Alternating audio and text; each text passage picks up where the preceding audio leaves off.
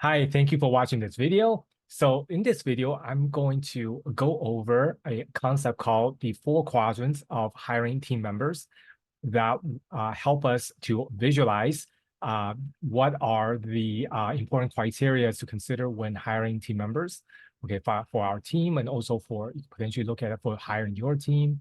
And what are some of the pros and cons of evaluating the different qualities in hiring team members using this simple visualization framework. Okay, so I'm going to share my screen and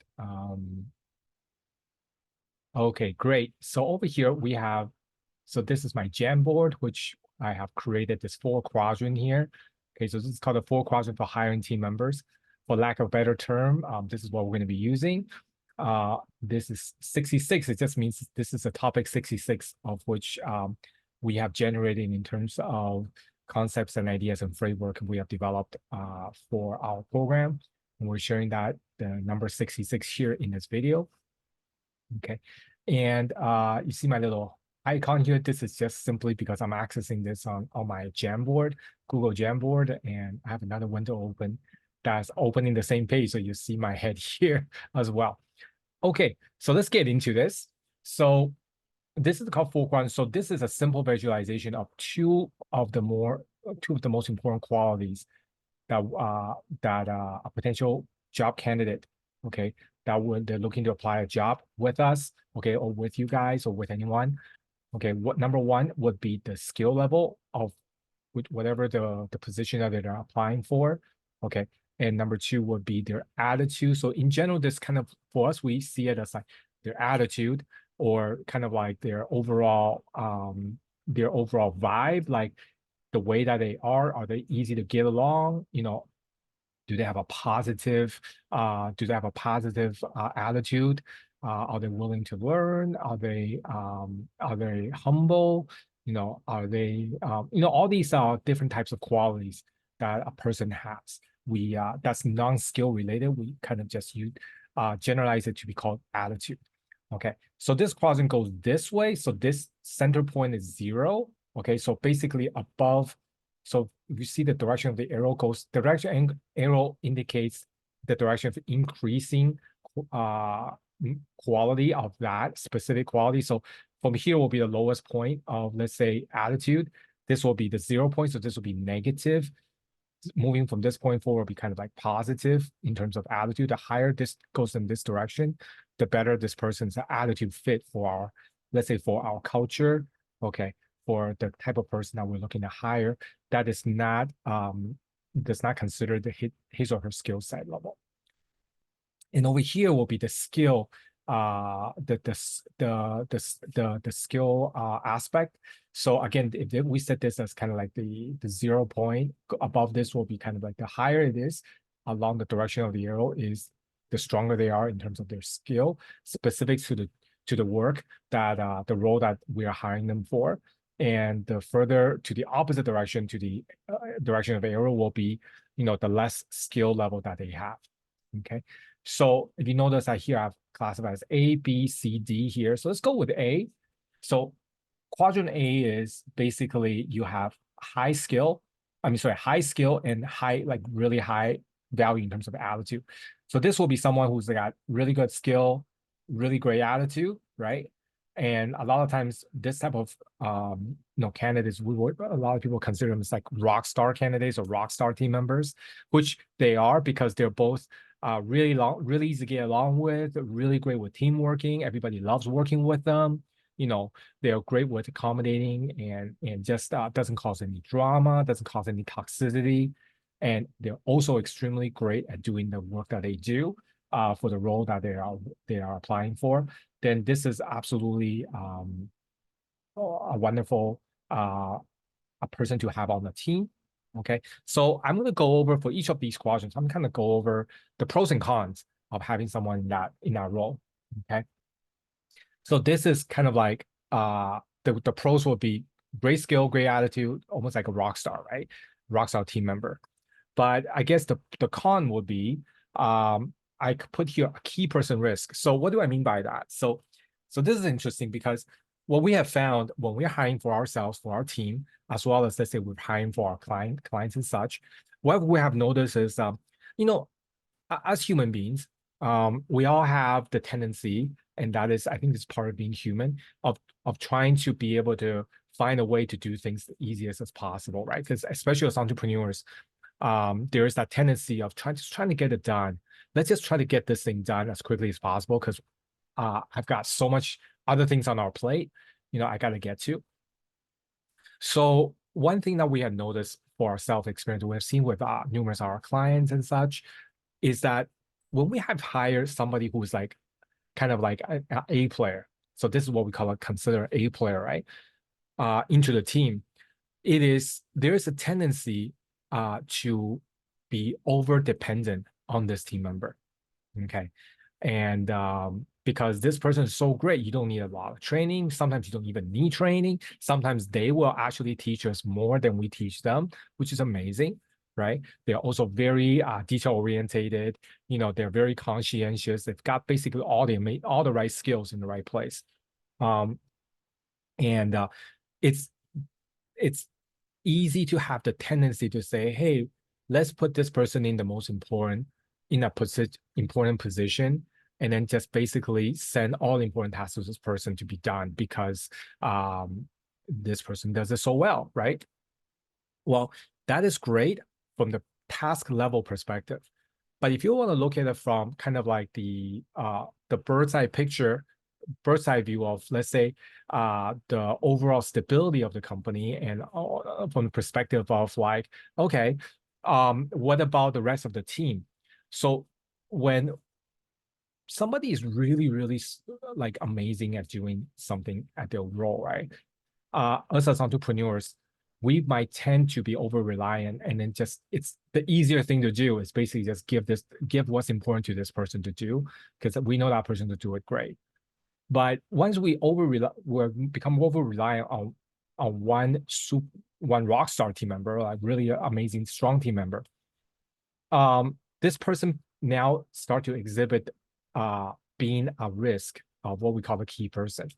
So what's a key person? So key person is somebody who is difficult to be replaced. Okay, so us as entrepreneurs, if you're an entrepreneur, you're the owner of the company, you are a key person, right? Because without you, the company could not function, could not operate, because you're the person who's making the most important decisions as the entrepreneur, as the owner of the company. So us as entrepreneurs, we are the company owners, we are key person, and we are definitely one major key person risk for our company. But if we are over reliant on like one or more like rock star team member who are the A players, then they could potentially also become a key person risk. And this becomes a challenge. Let's say if this person decides to take vacation, if this person decides to take a break, if this person is sick, this person is away for whatever reason, or if this person quits the company, right? Then it becomes very difficult to replace this person. Okay. So this would be, and also an A player, it is both very costly to recruit them and maintain them into the team, as well as it's very difficult to keep them long term, because somebody who is an A player, they number one will prefer to be working with other A players. Okay, and number two, they can work anywhere because any company will want to be able to recruit them into their team. So you have a lot of competition in maintaining and keeping this person. Okay, as well as number three is they also require challenges themselves. So if in your company they're no longer growing or thriving, in a way that they're looking for, then it's easier for them to say, you know what, I'm sorry, I would like to quit. I'd like to go somewhere else because I've learned everything I needed to learn here. Okay, so that would be kind of the pros and cons of hiring an A player.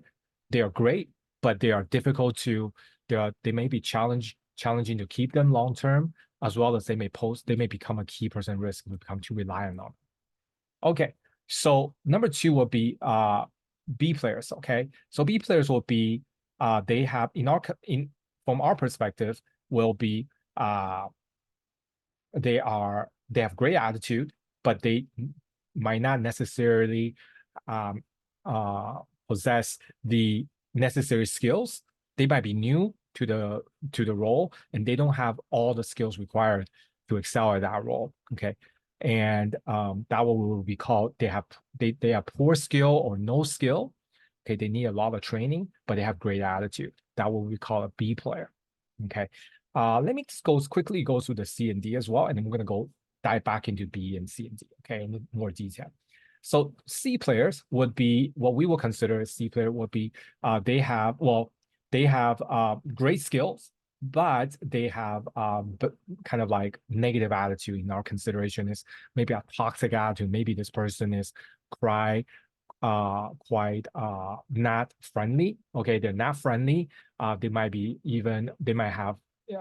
quite may have emotional maybe have like emotional control challenges, right? They could tend to become emotional during work and might even have, let's say, negative outbursts, emotional outbursts at other team members. Okay, they might not be very friendly to other team members. They might also have high expectations for, let's say, other team members. If other team members work with them and make mistake, they might lash out at them. They might not be very pleasant with them. They might not be very supportive. Okay.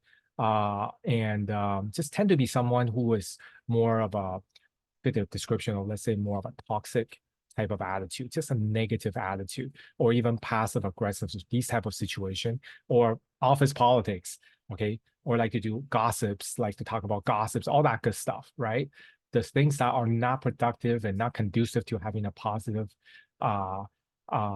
vibrant team culture will be what we consider to be a C player. Okay, great skill. They might have amazing skills, but they have very toxic attitude.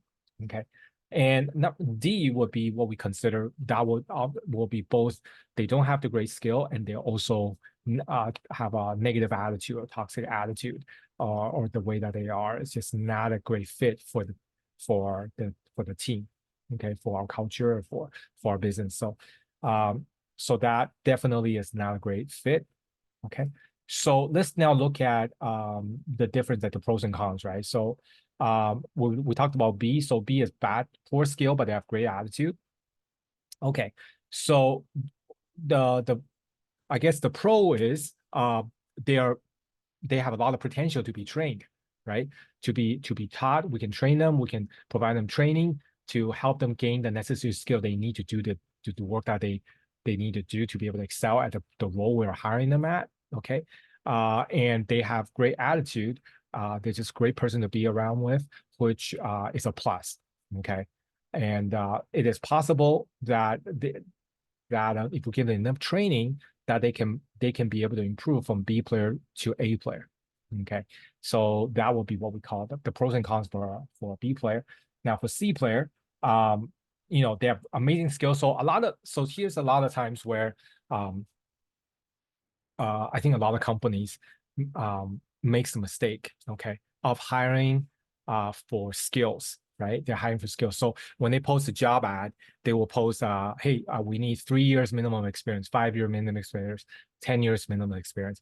I think I would say, okay, let me just rephrase that. I don't think it's a mistake to post requirements for years of experience and skill required, okay, in order to be considered to be hired by a position. But I do want to say that because there's so many, what we have seen is when we have interviewed thousands of candidates already in our company. And what we have looked at has been that a lot of the people who have a lot of experience from previous work, they also tend to inherit some of the not so great characteristics, okay, the habits, the attitude, expectations from, let's say, what they have been taught, what they have been conditioned at other workplaces. And when we're hiring for virtual assistants from Philippines, and I would say that this is not restrictive, not specific to Philippines, but I think this will be worldwide, is because a lot of companies are high stress, high stress environments where everybody has a lot on their plate, everybody's overworked, everybody's overwhelmed. It's easy for all the team members to be in a company to start to build a toxic characteristic, like a toxic attitude, right? Even sometimes they may even have internal competition where people will compete against each other, and even in a way they might even like in a negative way compete against each other, where they would refuse to help each other, or if someone makes a mistake, other people might even laugh at them, or berate them, and cause good people to leave the company. Like we've seen a lot of companies have that kind of culture. Sometimes it's because maybe they're too large. Like a lot of the we have seen like a lot of the people we've hired that came from the BPO industry, which is the business process outsourcing industry, which is a very big industry in Philippines. They basically are servicing, the Western large Western companies for their, let's say, their telephone customer support, or web-based customer support teams, and the call centers that are overseas call centers. Many of them are located in Philippines, and not in India. And those really, really large teams, sometimes it's just very, very difficult, if not impossible, to maintain a great culture in there, simply because they have just way too many people in their call centers, and the turnover is so high. So we see a lot of people who've gone through that process. They have been subjected to really toxic culture, or they themselves are either victims, or they themselves have already learned some of that, and they could possess some of that, bring some of that into our company when we're hiring them. So this is one of those things that we really look out for. But when we if we just focus on looking for the skill set and how many years of experience they have already done this, yes, they might be really great at the job that they do, but they could also learn a lot of the negative cultural aspects from the companies that they have worked with, and bring that into the team, into our culture. And if that's the case, then it might take us quite a bit of effort to ensure that this person doesn't poison the team culture. You see, if we build up a really great supportive culture, everybody is really supportive of each other, but this person comes in and says, man, I don't like this positivity. I don't really believe in, making friends in here. Like, we're here to work, and, I don't care about what you guys do. I don't really care about who I don't want to know about the details of it. I'm just here to just get my stuff done, and then I'm out of here. That kind of thing. They could be really great at what they do in terms of skill set, but they could destroy our team culture if that takes very, very a lot of effort, a lot of energy, and a lot of time to build a really great culture, right? So this is something that is the pros and cons of C players. And then obviously for D players, their bad attitude, and also they have bad skill, they don't have poor skill set, is definitely not something that we will want, the type of candidate we will want to consider, okay, to hire.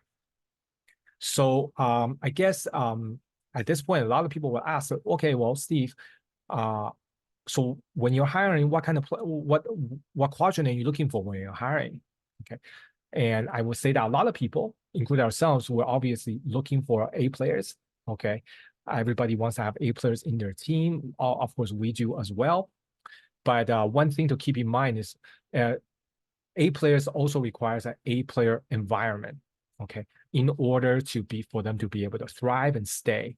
If you found an A player, but then you don't have a team yet, or you don't have a large enough team yet, and with a great culture that can hold them here, and then they feel like they belong, they feel like it's an environment, it's a community, it's a mission that they want to be part of, right? Then they could stay for a short-term period, and then they decide that, you know what, this is not for me, and then they will leave. And that could actually cause a lot of damage for your company, because you have just spent valuable time, 3 months, 5 months, 6 months, 10 months to train this person, to bring this person on, and then after they have learned everything, they leave, right? That's actually a lot of damage to bring in A players that way. So I would say that A player is great, but A players requires a very high level of culture and environmental essentially conditions, okay, that you need to build up a great condition for this A player to be able to thrive on a long-term basis with you, okay? They're also more costly, so that's also a consideration as well, right? Now, I also find a lot of so-called A players they're like job servers, if you will. Okay, they will go to one job and learn everything that they could, and then they go to another job, learn everything they could, and every time they jump, they try to get more, get a higher salary, right? Which is understandable. I think, those of us who have been working in the corporate sector as employees, we will probably do some of that as well in order to maximize our, our pay. But I would say that from an entrepreneur perspective, that's actually something that is a kind of like a short-term win, but a long-term loss. Because when somebody looks at it, when we're looking at resumes, we also look at how long has this person worked at the company. If this person tend to not being able to sustain, work for longer than just longer than a year. If they stay for a year and then quit and went to another company, stay a year and quit, okay, instead of, let's say, stay this place for 5 years, stay this place for 3 years, then that tells me that, as an interviewer, this person we will call it as a job server, right? They're just serving from job to job, collecting skills, and then they move on. This type of people are actually really, really bad in my perspective for companies, right? Because companies, we're not skill training centers, right? We're not universities to teach skills for job candidates. We're here to get a job done, right? And we are looking for those long-term team members who are willing to, if we invest our time and our efforts, our energy, and financially to invest in them, to train them to become great at what we're looking for them to do in our team, we are also hoping that they will stay with us in the long term, so that they can help us recoup our investment in them and help us be able to achieve our impact in the world that we set our mission out to do, right? So I would say a lot of these A players are kind of like not real A players, and even if they are, it's difficult to keep them. I would say probably a good way of hiring A players will be not hiring them as team members, but maybe hire them as short-term consultants, right? If they're really great at what they do, but they're very expensive and they might not even stay for that long. I will probably say, hey, listen, you're really great at what you do, but your qualifications and the way that, you might not necessarily be a right fit for us in the long term, but I wouldn't mind considering hiring you. We wouldn't mind considering looking at working with you as a contractor basis, and a limited time contractor basis, to help us build trainings based on the best practices that you already know how to do, looking at what we are doing right now, and to see if you could help us improve our systems and processes, okay, or add to the system process that we have, that you have that we don't yet have, and start helping us train our team members as a short-term consultant, right? Then this way, we could pay them a premium higher than our salary premium on a short-term basis for them to develop that training program, to develop the systems and process to help us gain that for our own team, okay? So that would be one way, I think, that if I see, somebody has a great skill, this could also potentially apply to borderline C players as well. We see this guy's a bad attitude, but is really great at what they do, then maybe we can insulate this person from our team, so they don't cause damage to our team culture for our team members. But maybe we say, hey, listen, I would like to work with you. We would like to work with you as a consultant, okay, as a limited time project consultant, for you to develop, let's say, a systems and processes to help our team learn how to do what you do at the level that you're doing, but you're not necessarily requiring you to work with our team personally, okay, to join the team. They don't have to join the team to work with us. They could work with us as an independent contractor outside of the team. So I would say a lot of times I would look at it for the A and C. Now that leaves us the B players, right? So I would say for us, we're actually looking for B players. And specifically, we're actually looking for B players who exhibit a set of qualifications, personal qualifications that we look for that's a right fit for us. So a lot of that includes that we look at the DISC score and to see that they're looking for someone who is conscientious. A high score for C, okay, is always a plus. But sometimes when somebody is really high in conscientiousness in C in the DISC score, they could often be caught up in the analysis of paralysis because they're simply just like super high detail oriented. They could become their work could be slower compared to other team members who have a lower C. So that's kind of a balance that we need to achieve. But definitely have above average conscientiousness score in the DISC score is very important. Okay, that's always we have seen from our hiring. It's been very helpful. And also looking for this, just generally what kind of the values for this team member, it does align with our values. Okay, is this team members in general somebody who's got a positive attitude? Do I feel comfortable? Do we feel comfortable interviewing this person? Sometimes, like, you can just tell when you interview this person, after the interview, do you feel drained? Energy, does your energy feel drained, or do you feel like after the interview, like you actually feel energized by this person? This could be a sign that this person is like someone who empowers in an energetic way, or sometimes that might drain the energy in an energetic way, right? So we look for those kind of like composite traits. We have a structured method in our recruiting department to look for specific traits that we have seen that's been very helpful in building a positive team culture in our group. Okay, and we actually in this case, so here's I would say like a more advanced way of hiring. Okay, and I'd like to make the statement, and I understand that you might not agree with this, and that's okay. If you don't, please let me know in the comments below what your thoughts are. But I would say that now this doesn't apply to every single hiring for sure, right? But I would say a vast majority of the positions that we're hiring for, in terms of the skill, it doesn't really require years of experience. Okay, some do, like for example, sales closers. Yeah, that definitely having years of experience of that is helpful. But a lot of the skills, such as admin, customer service, operations, a lot of the skills and such, a lot of these skills can be trained from scratch if you have a great training system, team member training system within your company.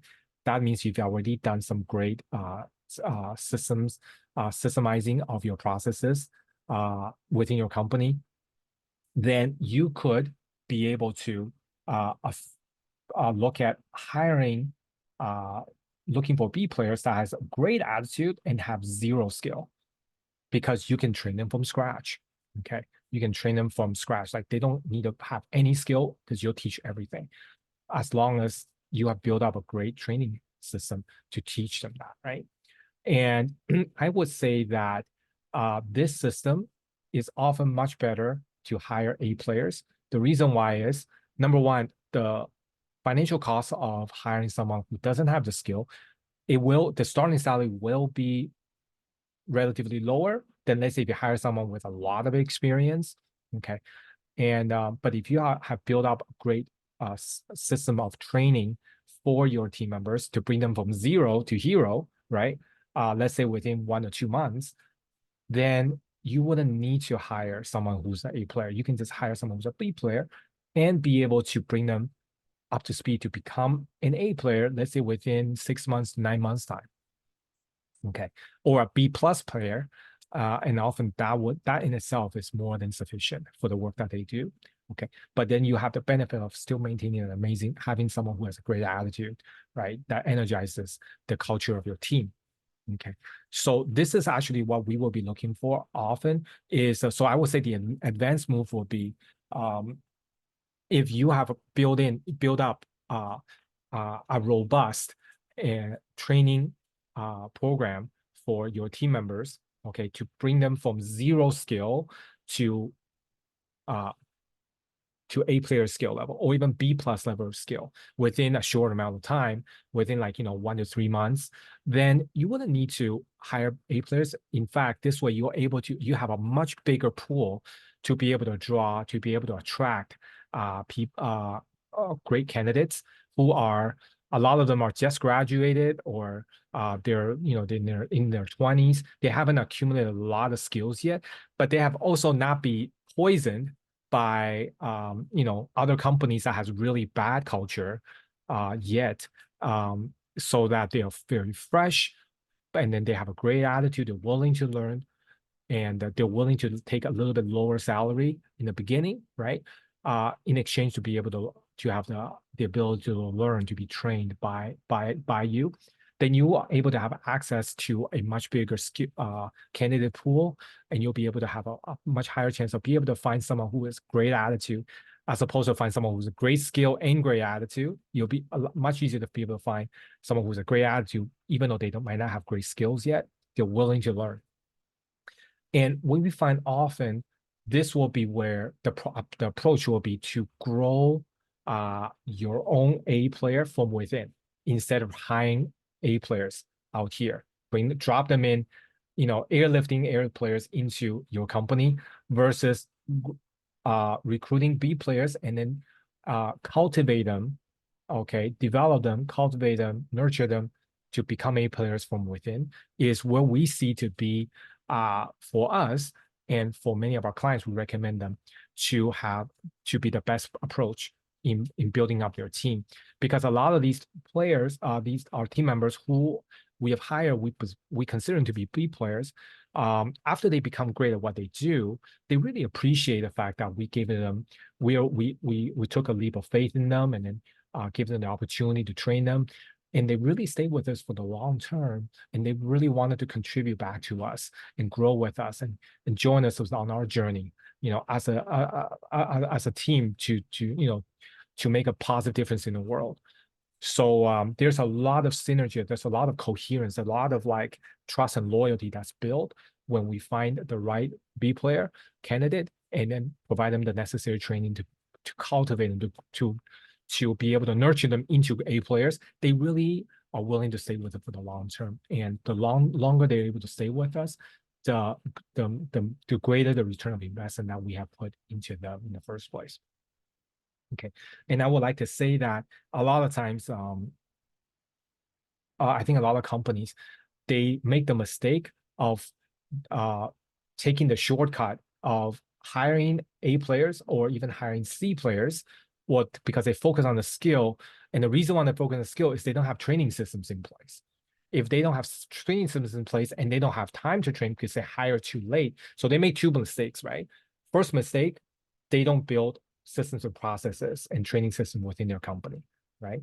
And number two is they hire too late. They wait for too long to hire. They wait until they have too many customers. They wait until customer complain that the service is bad for them to hire.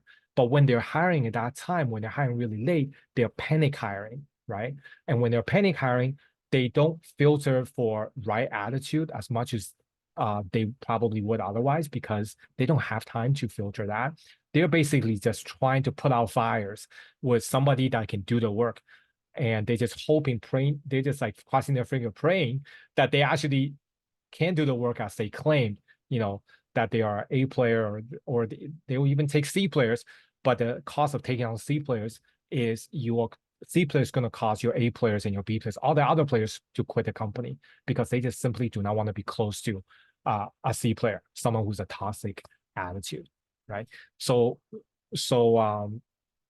you know, if you want, our suggestion for fellow entrepreneurs when you're hiring teams, hire earlier rather than later. Don't wait until you're way too busy, it's too late to hire, because, and don't wait until you need that person to function right now, this tomorrow, to hire today, because you're way too late at that time. You want to hire at least 3 to 6 months ahead of you anticipating you're going to be busy, because you need 3 to 6 months to cultivate them, to train them, to bring them in. And a lot of times, they might not work out, and you need to go back out and hire again. So you want to be at least 3 to 6 months ahead of you anticipating you're going to get busy. You might need them to start hiring them. Okay, and the second thing to avoid is definitely look to systemize your processes and build a good training program for all your positions, so that you could hire someone who's a B player who's got great attitude, but they might not have any skill, right? That you can enable them to be trained automatically without you spending the time one-on-one to train with them. Okay, and if you're interested, we can help you do that. We can show you how to do that. We do have coaching programs to help our clients build automatic training systems for their teams. Okay, and without them requiring their time to do one-on-one training for them. We also, so if you're interested in learning more about that, please click on the link below. Okay, and contact us to find out more about what we can do for you. Okay. And I guess that's about it for this video. Okay, please let me know your thoughts about what we have shared today about the 4 quadrants for hiring team members. Do you agree with what we say here in terms of we're prioritizing hiring B players and then grooming them, nurturing them from within to become an A player? Okay, or do you have a different preference? And if you can let us know why you have that preference, I'd love to hear from you. Okay, please like and subscribe our channel if you like our content, and we will see you soon in our next video. Thank you. Take care.